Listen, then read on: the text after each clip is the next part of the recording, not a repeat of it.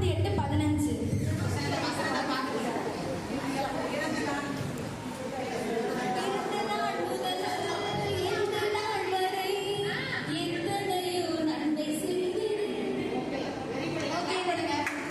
பதில் சொல்றவங்க முன்னாடி வந்துட்டீங்கன்னா ஈஸியா சொல்லலாம். ஓடி வரதுக்கு லேட் ஆயிடும். முன்னாடி வந்து உட்காந்துக்கலாம். என்னாலும் 38